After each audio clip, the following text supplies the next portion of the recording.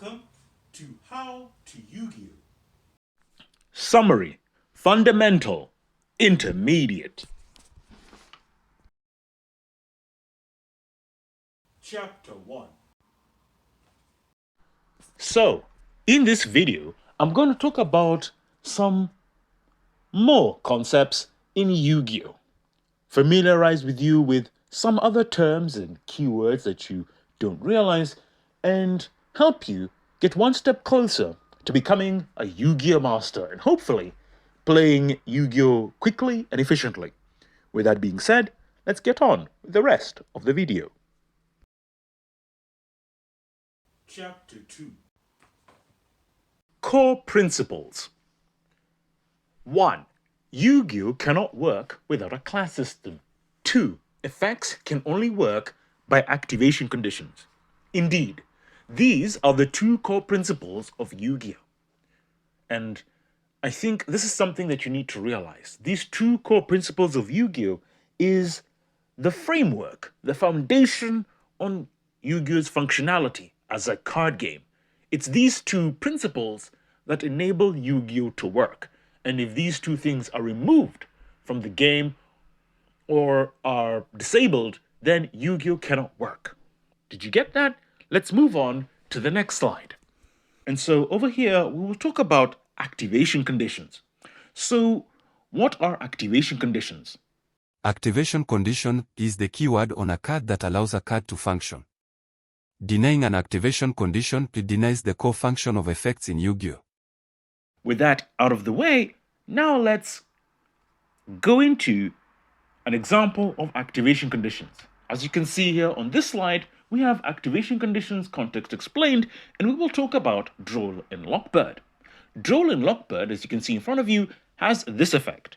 If a card or cards is added from the main deck to your opponent's hand, except during the draw phase, quick effect, you can send this card from your hand to the graveyard. For the rest of this turn, cards cannot be added from either player's main deck to the hand.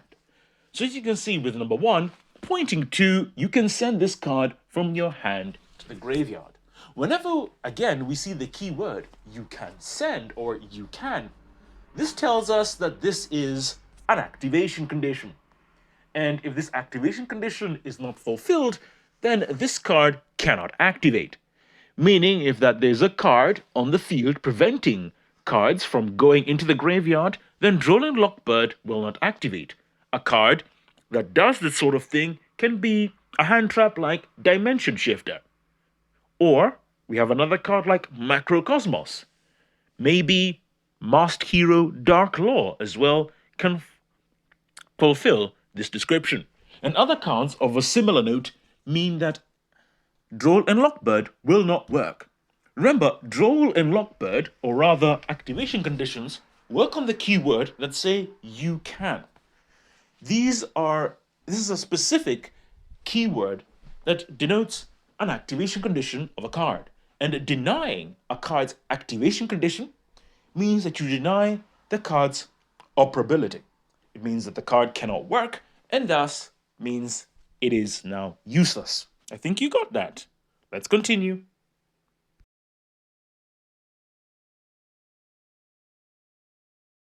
Chapter 3. Okay, and here we'll talk about face up and the context explained. Going to the next slide here, we talk about the face up card. So how is a card face up in Yu-Gi-Oh? Well, there are 4 points, as you can see there with the arrows, that showcase you how a card is face up and how it operates in Yu-Gi-Oh. When a card is face up, there are 4 indicators to showcase that it's face up and to showcase that it is a Yu-Gi-Oh card. Number 1 showcases the card's name. As you can see here, it's Ada, the Sun Magician. Number 2 showcases the card's attribute.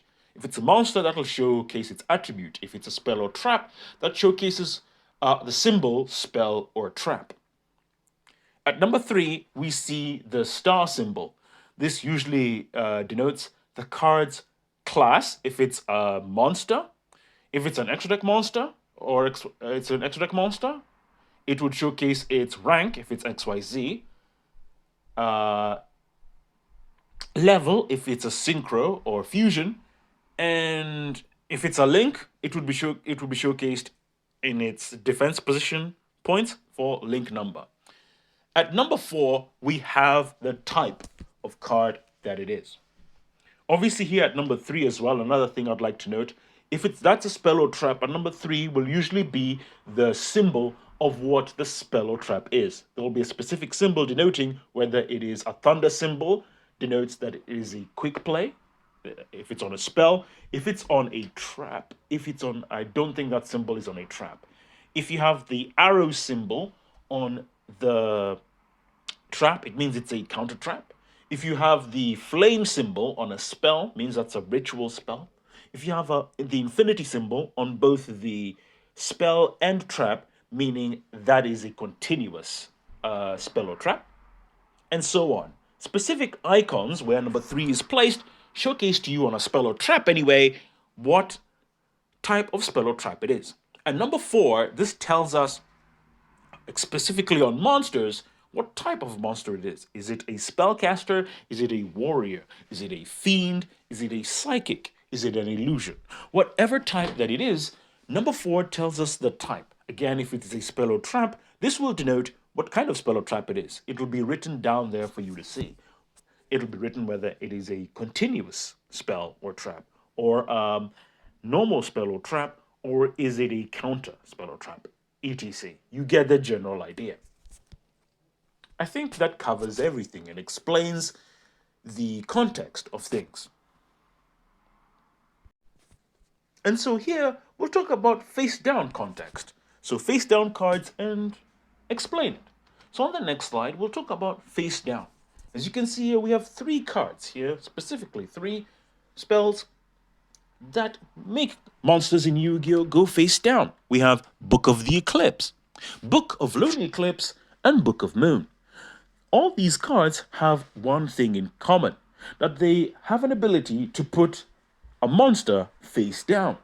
And indeed, if a monster is face down in Yu-Gi-Oh!, if any card in general is face down in Yu-Gi-Oh!, it cannot work, it cannot activate, as we do not know the class of the card. Again, this is part of the core principles.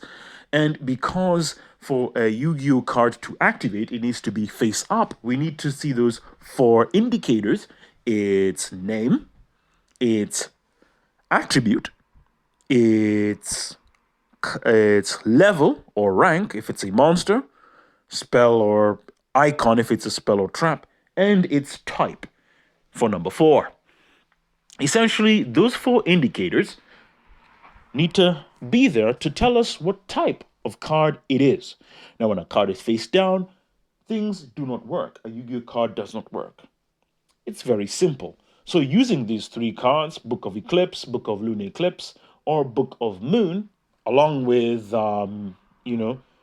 Karma Cannon or any other such cards that put cards face down, can tell us a lot of how Yu-Gi-Oh! Operates, and can also tell us that face down cards mean turn off Yu-Gi-Oh! Cards completely from working.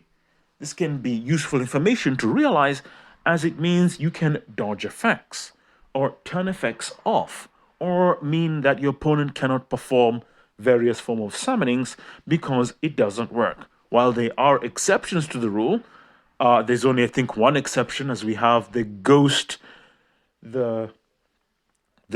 Link 1, I believe, which is the only link in the game that allows you to link summon with a face down monster. Yeah, have a look at that card. It's pretty weird.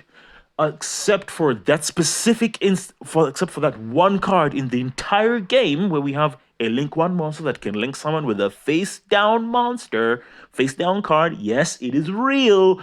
This is real. This is a thing.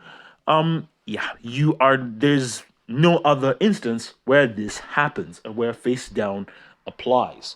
Usually, in all cases, face down cards are cards in Yu-Gi-Oh! That you cannot interact with, you cannot use, and are completely, utterly useless.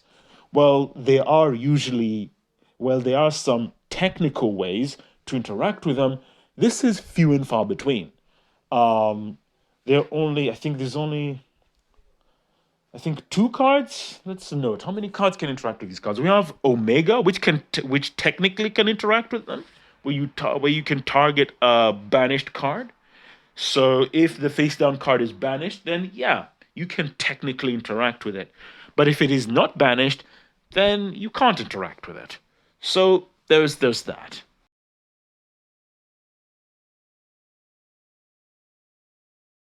Chapter 4. And here we have the keyword activated effect. So what is activated effect? Activated effect is an effect on a monster that activates or will be activated to promote the game state. This keyword means that cards are not affected by monster effects that activate but are affected by continuous monster effects. Example of continuous monster effects cannot be destroyed by battle or card effect. Negate the effects of face-up monsters. These keywords and examples mentioned here don't activate as they are blanket monster effects, which are affected by activated effects. With that being said, let's look at this card here in front of you, Scarecrow Tryhard. So Scarecrow Tryhard, as you can see here with the arrows pointed at number 1, it says here, must first be link summoned. All face-up monsters on the field are changed to defense position, unaffected by the activated effects of defense position monsters. Indeed, as we can see with Scarecrow, this means that any defense position monster that the opponent activates an effect in defense position cannot harm this card with its monster effects. And because that it has a continuous effect, putting all monsters in the opponent's field in defense position, this means that when it comes to monster effects, it is completely immune and cannot touch it at all. Now, activated effect in Yu-Gi-Oh! Is a new keyword that has been creeping around the block a few years ago. It's come into Yu-Gi-Oh! And it has been dominating, completely crushing the scene. We're seeing it on boss monsters. Whether its premiere was with Scarecrow Tryhard, I don't know when this keyword came into relevance. But as it's come into relevance, it's a keyword that has just been absolutely powerful and dominating. And so far, with its introduction, has rendered a lot of things very useless and completely you cannot deal with them at all. As we can go to the next slide, we can see with activated effects in the context, we can go to Underworld Goddess of the Closed World. And again, if we have some context, it says here, this link summoned card is unaffected by opponent's activated effects. Again, we're seeing here that it refers to monsters again. This means that when a monster effect activates effect, no matter whether it is in defense position, unlike with Scarecrow, or in attack position, it is unaffected by monsters' effects that are activated. Again, this showcases a really powerful effect, and it's something I've begun to realize that with this keyword, it's just really quite difficult to deal with. Except for spells or traps or cards that destroy monsters with spells or traps, there's simply no way to deal with it. Facts. And as I've been playing Yu-Gi-Oh! Recently, I've become to realize just how frustrating and how essentially unbeatable these cards really are. I think we've gravitated from cards, we've gravitated to a gameplay style that heavily focuses on monsters. We rarely use spells or traps now, and monsters really have been getting quite a few buffs to the point where they're just beginning to do everything. Believe it! And this particular keyword, maybe it's a way to balance our monsters and to just balance them to the point where we can, there's some strategy or some way to not just have monsters clear everything. I don't know. But what I do know is that when it comes to the activated effects and its context, that it's so far we're only seeing it on boss monsters, and I think that is where it's a good thing that Konami is doing this and only putting it on boss monsters, and I think that's the way to go. When we go to the final slide, we see it on Psychic and Punisher. This Synchro Summon card, it says, is unaffected by opponent's activated effects. Once again, we begin to see this card and what it does. Now, again, we can see that this card gains attack points equal to the difference in life points and you and your opponent, which means that this card can get ridiculous, can have a ridiculous form of attack, and your opponent cannot kill it by any means, right? Because it has ridiculous attack. You cannot kill it with monster effects. Again, this is something that is not talked about in Yu-Gi-Oh! And I think is something that a lot of Yu-Gi tubers or most people don't really talk about the significance of activated effects, especially when it's put on a really strong monster or a monster, boss monster, that can make itself to ridiculous attack. Many a time I have seen I've seen recently, especially with a card like Psychic End Punisher. This is a card that simply steals games left and right. It is absolutely powerful, absolutely devastating what this card can do on the field. There's essentially no answers to this card.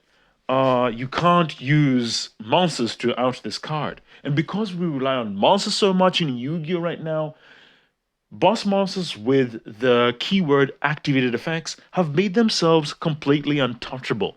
Unlike unaffected by activated effects, by just unaffected by card effects, right? Which is completely different. Unaffected by activated effects is not the same.